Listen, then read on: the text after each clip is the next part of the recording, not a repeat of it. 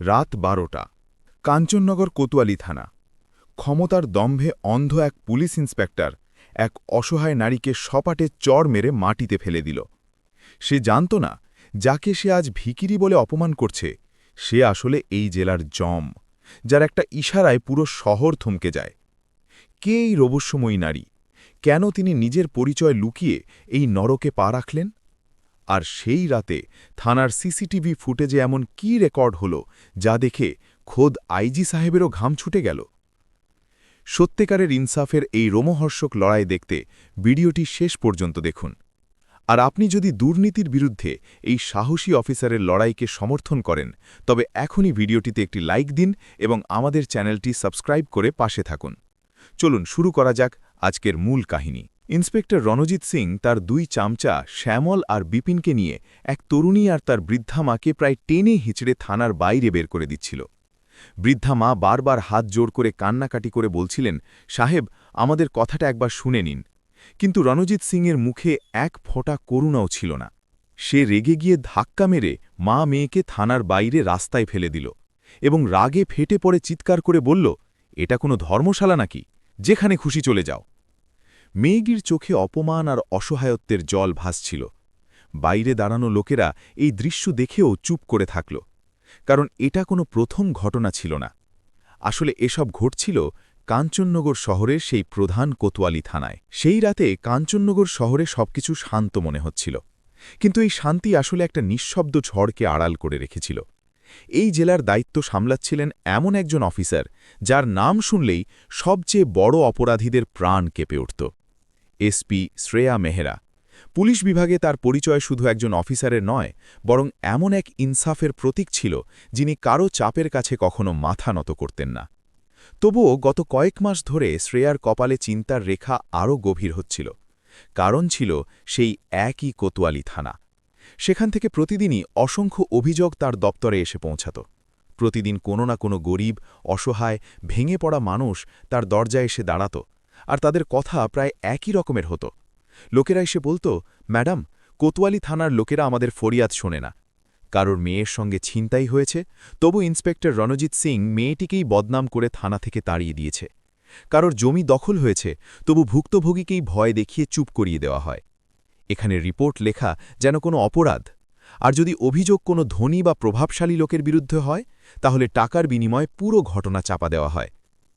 ধীরে ধীরে শ্রেয়া বুঝতে পারছিলেন যে কোতোয়ালি থানা আর শুধু একটা থানা নয়, এটা দুর্নীতির একটা ঘাঁটি হয়ে উঠেছে। শ্রেয়া ফাইলের স্তূপ একপাশে সরিয়ে রেখে চেয়ারে হেলান দিলেন। তার চোখে এক অদ্ভুত ক্লান্তি আর রাগ মিশেছিল। তিনি একাধিকবার ইন্সপেক্টর রণজিৎ সিংকে সতর্ক করেছিলেন, বিভাগীয় তদন্তের নির্দেশও দিয়েছিলেন, কিন্তু প্রতিবারই সে কোনো না কোনো ছুতোয় সাফ বেরিয়ে যেত। তার পিছনে ছিল একজন স্থানীয় বিধায়কের হাত, যিনি তাকে সব সময় বাঁচিয়ে দিতেন। সিস্টেমের ভিতরে বসে থাকা এই পচন সিস্টেমকেই খোকলা করে দিচ্ছিল। শ্রেয়া বুঝতে পারছিলেন যে এখন পানি গলা ছাড়িয়ে মাথার ওপর উঠে গেছে। এই পুলিশের লোকেরা ভেড়ার ছদ্মবেশে নেকড়ে হয়ে গেছে। যারা রক্ষা করার জন্য এসেছে তাদেরকেই স্বীকার করছে। তিনি সিদ্ধান্ত নিলেন যে এখন আর নোটিশ বা তদন্ত কাজে আসবে না। এবার তাদের হাতে নাতে ধরতে হবে। তাদের আসল কুৎসিত মুখ সবার সামনে তুলে ধরতে হবে। কিন্তু কিভাবে? যদি তিনি পুলিশ সুপার হিসেবে সেখানে যান, তাহলে সবাই আগে থেকেই সতর্ক হয়ে যাবে আর তার সামনে সততার মুখোশ পরে নেবে। এবার অফিসার হয়ে নয়, একজন সাধারণ মহিলা হয়ে যেতে হবে। এমন একজন মহিলা যাকে তারা সহজেই শিকার ভাবে নেবে। এমন একজন মহিলা যার অসহায়ত্ব দেখে তাদের মনে করুণা জাগবে না, বরং নিজের ক্ষমতার অহংকার জাগবে। তিনি মনে মনে একটা পরিকল্পনা তৈরি করলেন। এই পরিকল্পনা ছিল খুবই বিপজ্জনক। এতে তার জীবনও হুমকির মুখে পড়তে পারত। কিন্তু শ্রেয়া মনে মনে প্রতিজ্ঞা করেছিলেন যে ভেড়ির দাগ ধোয়ার জন্য যদি কাদায় নামতে হয়, তাহলে তিনি নামবেনই।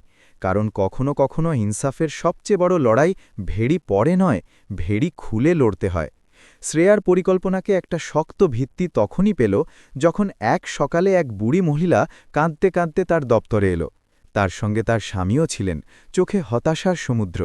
বৃদ্ধা মহিলা শাড়ির আঁচল দিয়ে চোখ মুছতে মুছতে বললেন, ম্যাডাম, আমাদের একমাত্র মেয়ে ছিল, অনেক কষ্ট করে তাকে পড়িয়েছি। সে একটা কারখানায় কাজ করত। গতকাল রাতে বাড়ি ফেরার সময় এলাকার কয়েকটা ছেলে তাকে ঘিরে ধরে, টাকা ছিনিয়ে নেওয়ার চেষ্টা করে। মেয়ে বাধা দিলে তারা খারাপ ব্যবহার করে এবং তার সম্মানের উপর হাত দেওয়ার চেষ্টা করে। ভয়ে আমার মেয়ে এখন কাজে যাচ্ছে না, আমাদের একমাত্র উপার্জনের রাস্তা বন্ধ হয়ে গেছে। আমাদের কোনো ছেলে নেই যে কামিয়ে আমাদের খাওয়াবে। এই কথা বলতে বলতে বৃদ্ধা মহিলার গলা আটকে এলো এবং তিনি জোরে জোরে কাঁদতে লাগলেন। শ্রেয়া উঠে তাদের সাহস দিলেন, আপনারা শান্ত হন মা। তারপর জিজ্ঞাসা করলেন, তারপর কি হলো? বৃদ্ধ বাবা কাঁপা গলায় বললেন, ম্যাডাম, আমরা সারা রাত কোতোয়ালি থানার চক্কর কেটেছি। আমার মেয়ে ছেলেগুলোকে চিনেও ফেলেছে। তারা নেতাজির খুব কাছের লোক। যখন আমরা ইন্সপেক্টর রণজিৎ সিংকে সব বললাম, তখন সে রিপোর্ট লিখতেই অস্বীকার করল।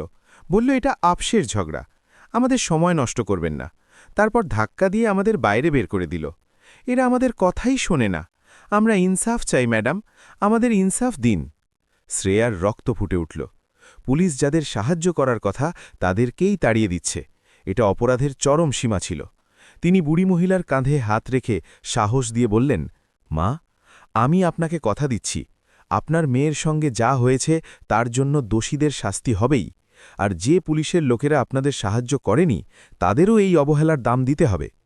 সেই বুড়ি দম্পতির চোখে আশার একটা ক্ষীণ আলো দেখে শ্রেয়ার আরও দৃঢ় হয়ে গেল। সেই মুহূর্তে তিনি মনে মনে স্থির করলেন যে এখন তাকেই গিয়ে দেখতে হবে কোতোয়ালি থানার ইন্সপেক্টর কিভাবে গরিব দুঃখীদের ওপর অত্যাচার করে আর তাদের প্রতি অন্যায় করে।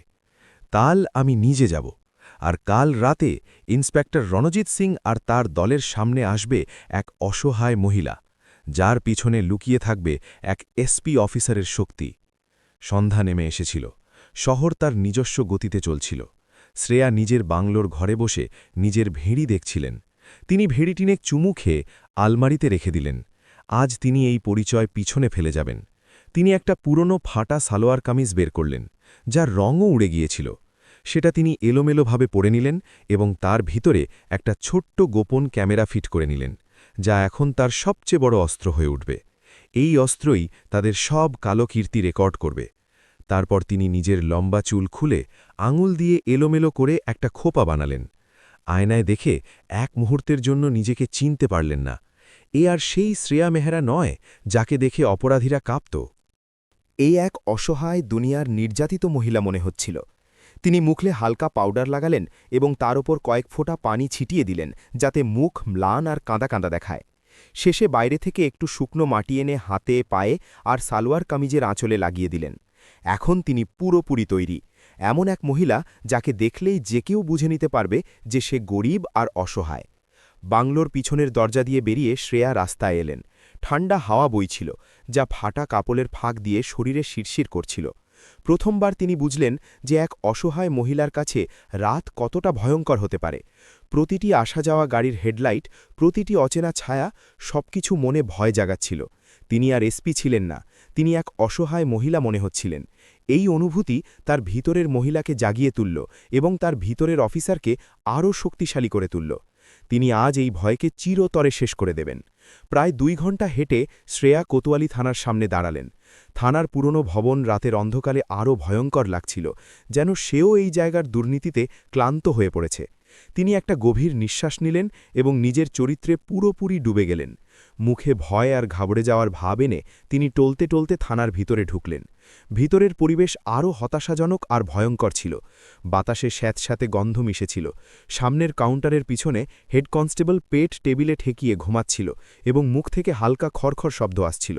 এক কোণে 2 জন সিপাহী মোবাইলে রিল স্ক্রল করতে করতে হাসি ঠাট্টা করে জোরে জোরে হাসছিল। শ্রেয়া কাপা গলায় বললেন, শুনুন। হেড কনস্টেবল বিপিনের ঘুম ভাঙল। সে রেগে গিয়ে চোখ খুলল এবং শ্রেয়াকে মাথা থেকে পা পর্যন্ত দেখল। তার চোখে সাহায্যের ভাব নয়, রাগ ছিল। কি চাই? কে তুই? এত রাতে এখানে কি করতে এসেছিস? শ্রেয়া হাত জোর করলেন। তার চোখে জল ছিল, যা এখন সত্যি মনে হচ্ছিল। সাহেব, আমার নাম কোমল। কয়েকটা ছেলে আমার সঙ্গে খারাপ ব্যবহার করেছে, আমার সম্মানে হাত দিয়েছে, আর যে টাকা ছিল তা ছিনিয়ে নিয়ে চলে গেছে। সাহেব, আমাকে বাঁচান, আমার সঙ্গে খুব অন্যায় হয়েছে। কনস্টেবল বিপিন জোরে হাসল। তার হাসিতে নিষ্ঠুরতা ছিল। কোনই বোকা ছেলেরা তোর মতো ভিকেরিকে ছ্যাঁকে? নিজের চেহারা দেখেছিস?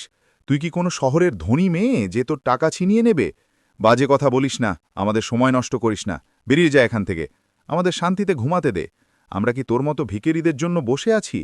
তোর মতো রোজ ৩২ আসে আর ৩২ যায়। আমরা কি এখানে সেবা কেন্দ্র খুলে রেখেছি যে যখন খুশি মুখ তুলে চলে আসবে? আর তুই তো কোনো হেমামালিনী নস যে ছেলেরা তোর হাত ধরে টাকা ছিনিয়ে নেবে। শ্রেয়া ভয়ে ভয়ে বললেন, স্যার প্লিজ আমার রিপোর্ট লিখে দিন। আমি সারাদিন খেটে সেই টাকা জমিয়েছিলাম, প্লিজ আমার রিপোর্ট লিখে দিন। শ্রেয়া গোঙাতে গোঙাতে বললেন। তখনই ভিতরের ঘরের দরজা খুলে গেল এবং ইন্সপেক্টর রঞ্জিত সিং বাইরে এলো। রঞ্জিত সিংয়ের চোখে মানবতার জায়গায় শুধু অহংকার ছিল। সে শ্রেয়াকে দেখে গোঁফে তা দিতে দিতে বলল, কি হচ্ছে বিপিন, একে? বিপিন বলল, কিছু না সাহেব, আর একটা নতুন কেস এসেছে। স্যার, এই মহিলা বলছে কয়েকটা ছেলে তাকে ছেকে তার টাকা ছিনিয়ে নিয়েছে। এর চেহারা দেখে কি আপনার মনে হয়? রঞ্জিত সিং শ্রেয়ার কাছে এসে তাকে এমনভাবে দেখল যেন সে কোনো পোকামাকড়। কি নাম বললি তুই? কোমল। দেখ, আমাদের ফালতু বাজের জন্য সময় নেই। রাত 12টায় থানায় এসে নাটক করতে। চল বেরিয়ে যা এখান থেকে, নইলে হাজতে বন্দি করে দেব। শ্রেয়া বললেন, স্যার, পুলিশের কাজ তো মানুষের হেফাজত করা। রাত 12টা হোক বা 2টো, পুলিশের কাজ তো মানুষের সেবা করা। আপনি শুধু আমার রিপোর্ট লিখে দিন, তারপর আমি চলে যাব। শ্রেয়ার কথা শুনে রণজিৎ সিংয়ের রাগ চড়ে গেল। সে চিৎকার করে বলল, আচ্ছা, তুই এখন আমাদের ডিউটি করাও শেখাবি? চুপচাপ বেরিয়ে যা এখান থেকে, নইলে হাঁটার ক্ষমতাও থাকবে না, বুঝলি? এত রাতে মুড খারাপ করতে এসেছিস? শ্রেয়া বললেন, স্যার, রিপোর্ট না লিখিয়ে আমি এখান থেকে যাব না। এটা শুনতেই রণজিৎ সিংয়ের রাগ আরও বেড়ে গেল এবং সে রেগে গিয়ে শ্রেয়াকে একটা জোরে চড় মারল। শ্রেয়া সেখানেই মাটিতে হাঁটু গেড়ে বসে পড়লেন। রণজিৎ চিৎকার করে বলল, শুনিসনি? বেরিয়ে যা এখান থেকে। শ্রেয়া সেখানেই মাটিতে হাঁটু গেড়ে বসে রইলেন। চোখের সামনে অন্ধকার নেমে এলো। ব্যথার চেয়ে এটা অপমানের আঘাত ছিল বেশি। একজন এসপি অফিসার, যার সামনে দাঁড়ানোর সাহস কারও ছিল না, আজ এক সাধারণ ইন্সপেক্টরের হাতে মাটিতে পড়ে আছেন। তার ভিতরের রাগ লাভার মতো ফুটছিল, কিন্তু তিনি নিজেকে সামলে নিলেন। তিনি উঠলেন না, তিনি সেখানেই মাটিতে পড়ে রইলেন। সালোয়ার কামিজে লুকানো ক্যামেরা দিয়ে সব কিছু রেকর্ড করছিলেন। তিনি দেখে নিয়েছিলেন যে এদের হৃদয়ে করুণা বলে কিছু নেই, এরা ভেড়ির যোগ্য নয়। শ্রেয়া মাটিতে পড়ে ব্যথায় কোকিয়ে ওঠার অভিনয় করছিলেন, কিন্তু তার কান আর চোখ পুরোপুরি খোলা ছিল। তিনি দেখতে চাইছিলেন এরা আর কতটা নিচে নামতে পারে। প্রায় 15-20 মিনিট কেটে গেল। তখনই থানার বাইরে একটা চকচকে স্করপিও গাড়ি এসে থামল। গাড়ি থেকে একটা মোটা লোক নামল, যে ক্রিম রঙের কুর্তা পায়জামা পরেছিল। তাকে দেখতেই হেড কনস্টেবল বিপিন আর বাকি সিপাহীদের ব্যবহার বদলে গেল। তারা তৎক্ষণাৎ দাঁড়িয়ে পড়ল। আরে শ্যামলজি, আসুন আসুন, বিপিন চাটুকারি তার হাসি দিয়ে বলল। সেই লোক, যাকে সবাই শ্যামলজি বলছিল, সোজা ইন্সপেক্টর রণজিৎ সিংয়ের ঘরে চলে গেল। রণজিৎ সিংও তাকে খুব উষ্ণতার সঙ্গে অভ্যর্থনা করল। আসুন শ্যামলজি, সব ঠিক তো? শ্যামলজি পকেট থেকে সিগারেট বের করে ধরালো এবং বলল, রণজিৎ, সেই অ্যাক্সিডেন্টের কেসটা, যেটায় আমাদের গাড়ির নিচে একটা ছেলে চলে গিয়েছিল, তার কি হল? রণজিৎ সিং হাসল। আরে শ্যামলজি, আপনি চিন্তা করবেন না, আমরা সামলে নিয়েছি। ছেলের লোকদের একটু ভয় দেখিয়েছি, তারা ভয় পেয়ে গেছে। শুধু ফাইলটা একটু ভারী করতে হবে, তার জন্য একটু খরচপানি লাগবে। শ্যামলজি জিজ্ঞাসা করল, কত লাগবে খরচপানি? চিন্তা করবেন না, কেসটা রফাদফা করে দিন। মেয়েটা গরিব ঘরের, বেশি কিছু করতে পারবে না। আপনি শুধু 50,000 দিন, আমি ফাইলটা চিরতরে বন্ধ করে দেব। এমন দেখাবো যেন দোষ ছেলেটারই ছিল। রণজিৎ বেশরমভাবে বলল। শ্রেয়া, যিনি বাইরে মাটিতে পড়েছিলেন, সব শুনছিলেন। তার রাগ আরও বেড়ে যাচ্ছিল। তাহলে এটাই তাদের ইনসাফ? এক গরিবের জীবনের দাম মাত্র 50,000 টাকা, আর এক অসহায়কে ভয় দেখিয়ে চুপ করিয়ে দেওয়া হয়? শ্যামলজি পকেট থেকে নোটের একটা বান্ডিল বের করে টেবিলে রেখে বলল, এই নাও, 1 লাখ পুরো, আর 5,000 বাকিদের মধ্যে ভাগ করে দিও। মজা করো আর এভাবেই আমাদের কাজ করে যাও। শুধু আমার নাম যেন কোথাও না আসে। আপনি নিশ্চিন্ত থাকুন শ্যামলজি, যতদিন রণজিৎ সিং এই চেয়ারে আছে আপনার চুলও মাকা হবে না। রণজিৎ নোটের বান্ডিল তুলে গর্ব করে বলল। শ্রেয়া এসব কিছু নিজের গোপন ক্যামেরায় রেকর্ড করছিলেন। রণজিৎ আর শ্যামলজি কারোরই এর কোনো আন্দাজ ছিল না। থানায় বসা হাবিলদারদেরও ছিল না। এটা শ্রেয়ার সহ্যের শেষ সীমা ছিল। তিনি অনেক দেখেছেন, অনেক শুনেছেন, আর নয়। এখন এই নেকড়েদের শিকার করার সময় এসেছে। শ্যামলজি যেই ঘর থেকে বেরিয়ে গাড়িতে উঠল, শ্রেয়া ধীরে ধীরে উঠে দাঁড়ালেন। তার মুখে আর ব্যথা বা অসহায়ত্বের কোনো ভাব ছিল না। তার চোখ ক্ষুধার্ত শেরনির মতো জ্বলছিল। তার চলায় যে টলটলানি ছিল, তা এখন লোহার মতো শক্ত হয়ে গিয়েছিল। ইন্সপেক্টর রণজিৎ সিং আর বিপিন যখন সেই মহিলাকে এভাবে বদলাতে দেখল তারা চমকে উঠল। এই মেয়ে, তুই এখনও এখানে? বলেছিলাম না বেরিয়ে যা। রণজিৎ চিৎকার করে বলল। শ্রেয়া ধীরে ধীরে তার সামনে এসে দাঁড়ালেন, চোখে চোখ রেখে এমন গম্ভীর গর্জন করে বললেন যা বজ্রপাতের মতো শোনাল, এখন তোমাদের খেলা শেষ। ইন্সপেক্টর রণজিৎ সবার দৃষ্টি ঘুরে গেল। থানায় এক অদ্ভুত নীরবতা নেমে এলো। যে ফাটা কাপড়ের মহিলাকে কিছুক্ষণ আগে ধাক্কা মেরে ফেলে দেওয়া হয়েছিল সে এখন অন্য রূপে দাঁড়িয়ে। তার কণ্ঠে এমন কর্তৃত্ব ছিল যা এই পুলিশের লোকেরা কখনো শোনেনি। রণজিৎ সিং এক মুহূর্তের জন্য ঘাবড়ে গেল, তারপর হেসে বলল, বড় সাহস হয়েছে তোর। জানিস না তুই কার সঙ্গে কথা বলছিস? শ্রেয়ার ঠোঁটে এক গভীর হাসি ফুটে উঠল। তিনি সালোয়ার কামিজের ভিতর থেকে গোপন ক্যামেরাটা বের করে এনে গর্জন করে বললেন, আমি এএসপি শ্রেয়া মেহরা, এই জেলার সুপারিনটেন্ডেন্ট অফ পুলিশ, এসপি। এই কথাগুলো শব্দ ছিল না, এ ছিল পরমাণু বোমা যা থানায় ফেটে পড়ল। এক মুহূর্তের জন্য সবকিছু জমে গেল। হেড কনস্টেবল বিপিনের হাত থেকে চায়ের গ্লাস পড়ে চুরমার হয়ে গেল। ইন্সপেক্টর রণজিৎ সিংয়ের মুখ সাদা হয়ে গেল, যেন তার সব রক্ত চুষে নেওয়া হয়েছে। তার গোঁফের তা উড়ে গেল এবং সে পাথরের মূর্তির মতো দাঁড়িয়ে রইল। বাকি সিপাহীদের তো হুঁশই উড়ে গেল। তারা ভয়ে কাঁপতে লাগল। চারদিকে মৃত্যুর মতো নিস্তব্ধতা নেমে এলো। শ্রেয়া একে একে তাদের অস্ত্রের মতো চোখ দিয়ে দেখতে দেখতে বললেন, যে থানা জনতার রক্ষা করার জন্য ছিল সেটা আজ নিজেই অপরাধীদের আড্ডা হয়ে গেছে। তোমরা ভেড়ির আড়ালে নিজেদের ব্যবসা চালাচ্ছ। এক অসহায় মহিলার সাহায্য না করে তাকে ধাক্কা দাও, আর এক ধনী গুন্ডার তলা চাটো। তোমাদের লজ্জা করে না? তার কণ্ঠ পুরো থানায় গুঞ্জরিত হচ্ছিল। রণজিৎ সিংয়ের পায়ের তলা থেকে মাটি সরে গিয়েছিল। সে হোঁচট খেয়ে বলল, ম্যাডাম, আমার থেকে ভুল হয়ে গেছে, আমাকে মাফ করে দিন। শ্রেয়া জোরে চিৎকার করে বললেন, মাফি সেই বৃদ্ধা মার কাছে চাইবে যার ছেলে তোমার জন্য ইনসাফের জন্য ছটফাট করছে। মাফি সেই জনের কাছে চাইবে যার গরিবীর সঙ্গে তুমি ব্যবসা করেছ, আর আমার সঙ্গে যে খারাপ ব্যবহার করেছ সে সবও। এই সব কিছু আমার জেলার পুলিশ স্টেশনের সিসিটিভি কন্ট্রোল রুমে বসে আইজি সাহেব, ডিএম আর পুলিশের বড় অফিসাররা কয়েক ঘণ্টা ধরে দেখছেন। এই ক্যামেরার মাধ্যমে তোমরা যা যা করছিলে সবাই দেখেছে। শ্রেয়া নিজের পোশাকের ভিতর লুকানো মোবাইল বের করে কন্ট্রোল রুমে বসা আইজি সাহেবের নম্বর ডায়াল করলেন। ওদিক থেকে আইজি সাহেবের কণ্ঠ এলো, জয় হিন্দ ম্যাডাম, আপনি যা বলেছিলেন আমরা চোখের সামনে সব দেখে নিয়েছি। আপনি একদম ঠিক বলেছিলেন। তাহলে স্যার, এখন আমার কথা মন দিয়ে শুনুন। কোতোয়ালি থানার inspector Ranjit Singh, head constable Bipin আর ডিউটিতে থাকা দুজন সিপাহী, এই 4 জনের সাসপেনশন অর্ডার তৈরি করুন। এদের এক্ষুনি গ্রেফতার করে লাইন হাজির করুন। আর হ্যাঁ, যে সাদা স্করপিওওয়ালা শ্যামলজি এইমাত্র এখান থেকে বেরিয়েছে, পুরো শহরে নাকাবন্দি করুন। আমি সেই লোককে যে কোনো অবস্থায় চাই। এই নির্দেশ দিয়ে তিনি ফোন রাখলেন। রঞ্জিত সিং আর বাকি 3 পুলিশ তার পায়ে লুটিয়ে পড়ল। ম্যাডাম, আমাদের বরবাদ করবেন না, আমাদের ছোট ছোট বাচ্চা আছে, ম্যাডাম একটা সুযোগ দিন। তারা গোঙাতে লাগল। শ্রেয়ার রেগে তাদের দিকে তাকালেন। যখন তোমরা এক গরিবের অসহায়ত্বের সুযোগ নিচ্ছিলে তখন তোমাদের বাচ্চাদের কথা মনে পড়েনি। যখন তোমরা এই ভেড়িকে নিলাম করছিলে তখন তোমাদের পরিবার মনে পড়েনি। তোমাদের মতো লোকের জায়গা পুলিশ ফোর্সে নয়, জেলের সেলে। 15 মিনিটের মধ্যেই থানার বাইরে পুলিশের গাড়ির সাইরেন বেজে উঠল। আইজি ও ডিএসপির নেতৃত্বে একটা টিম ভিতরে এলো। তারা যখন নিজেদের এসপি ম্যাডামকে এই অবস্থায় দেখল আর পুরো ঘটনা বুঝল, তাদের চোখেও নিজেদের দুর্নীতিগ্রস্ত সঙ্গীদের প্রতি ঘৃণা ফুটে উঠল।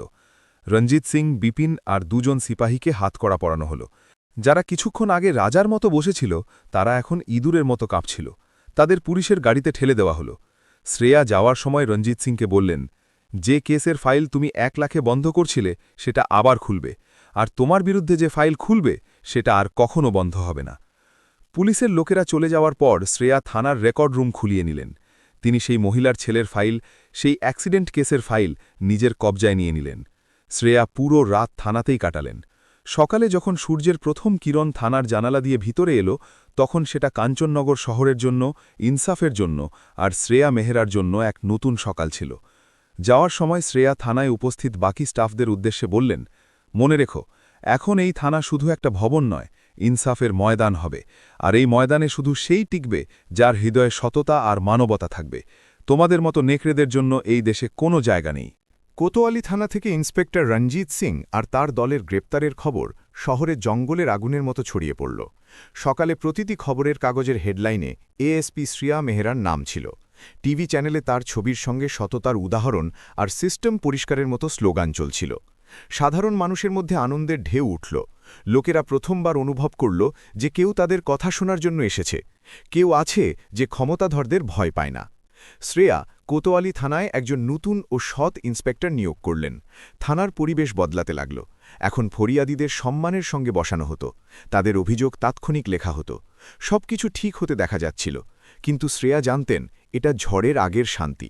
তিনি ভালোভাবে জানতেন এটা শুধু পুকুরের একটা ছোট মাছ ছিল, এখনও বড় বড় কুমির বাকি আছে। সেই সকালে শ্রেয়ার অফিসে ফোন বাজল।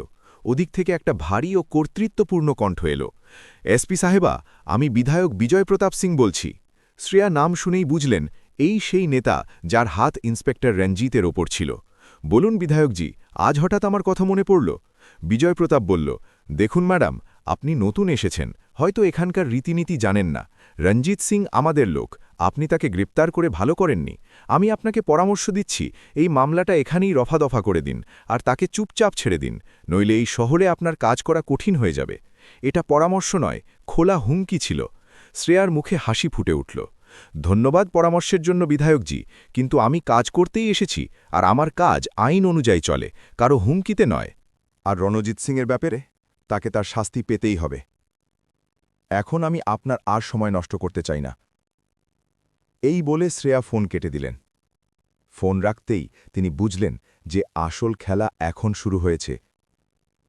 তার সামনে এখন শুধু কয়েকজন দুর্নীতিগ্রস্ত পুলিশ নয়, বরং সেই শক্তিশালী রাজনৈতিক অপরাধী জোট যারা পুরো সিস্টেম চালাচ্ছিল। পরের কয়েকদিন শ্রেয়ার জন্য খুব কঠিন ছিল। বিধায়ক বিজয় প্রতাপ সিং তার পুরো শক্তি লাগিয়ে দিয়েছিল। প্রথমে সে মিডিয়ার একটা অংশ কিনে নিল। যে চ্যানেলগুলো গতকাল পর্যন্ত শ্রেয়ার প্রশংসা করছিল, সেগুলো এখন প্রশ্ন তুলতে লাগল। খবর বের হতে লাগল যে এএসপি শ্রেয়া মেহরা পুরো তদন্ত ছাড়াই সৎ পুলিশ অফিসারদের বিরুদ্ধে ব্যবস্থা নিয়েছেন, শহরের শান্তি ভঙ্গ করার চেষ্টা করেছেন। তারপর সে বিভাগের ভিতরে নিজের বিশ্বস্ত অফিসারদের দিয়ে শ্রেয়াকে বিরক্ত করতে শুরু করল। তার নির্দেশগুলো ইচ্ছাকৃতভাবে এড়ানো হতে লাগল। পুলিশ ফোর্সের একটা অংশ তার বিরুদ্ধে চলে গেল। তাকে মনে হতে লাগল তিনি একা হয়ে যাচ্ছেন। এক রাতে শ্রেয়া কাজ শেষ করে বাংলোয় ফিরলেন। তিনি খুব ক্লান্ত আর একটু হতাশ ছিলেন। তার মনে হচ্ছিল তিনি এমন এক লড়াই লড়ছেন যা জেতা হয়তো অসম্ভব।